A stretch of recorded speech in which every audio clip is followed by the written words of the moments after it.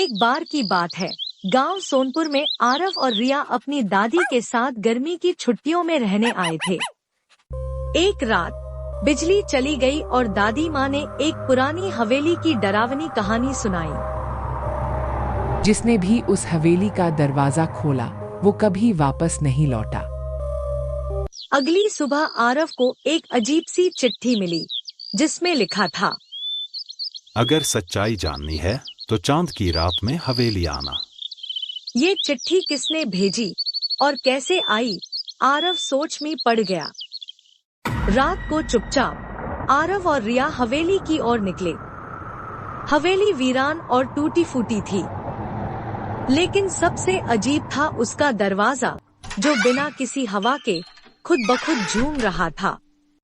जैसे ही आरव ने दरवाजा छुआ, एक ठंडी हवा चली और दरवाजा खुद खुल गया।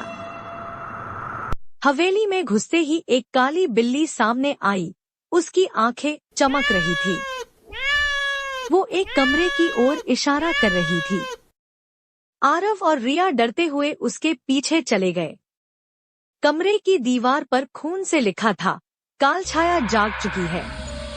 अंदर एक बड़ा आईना था। जैसे ही आरव ने उसमें देखा, उसने खुद को नहीं बल्कि एक अजनबी लड़की को देखा जो मदद के लिए चिल्ला रही थी। मुझे यहाँ से निकालो। तभी आईने से एक आवाज आई, तुम अगर इसे बचाना चाहते हो तो 3 रहस्य हल करो। पहला रहस्य, समय की घड़ी। हवेली की एक घड़ी उल्टा चल रही थी। आरव ने समझा उसे समय को उल्टा करना होगा, यानी अतीत में जाना। दूसरा रहस्य, चुप्पी की किताब। एक किताब थी जिस पर लिखा था, अगर बोले तो सब खोले, यानी सिर्फ खामोशी से ही इसका रहस्य खुलेगा। तीसरा रहस्य, डर की सीढ़ियां। हवेली में एक सीढ़ी थी जो डर के हर कदम पर गूंजती थी।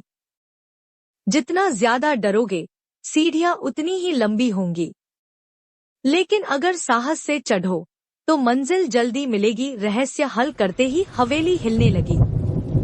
अचानक एक परछाई आई, वो थी कालछाया। वो आरव से बोली, तुमने मुझे जगाया है, अब लौट नहीं सकते। मैं तुम्हें नहीं मिटा सकता, लेकिन तुम्हें सुला सकता हूँ, सच और साहस से। वो आईने को उठाकर कालछाया की ओर मोड़ा और वो परछाई आईने में कैद हो गई। हवेली धीरे धीरे गायब हो गई। दादी ने बताया, वो आत्मा उन बच्चों को बुलाती थी जो बहादुर होते हैं, ताकि वो उसे मुक्ति दिला सके। तुमने उसे सुलाया नहीं, आजाद किया है।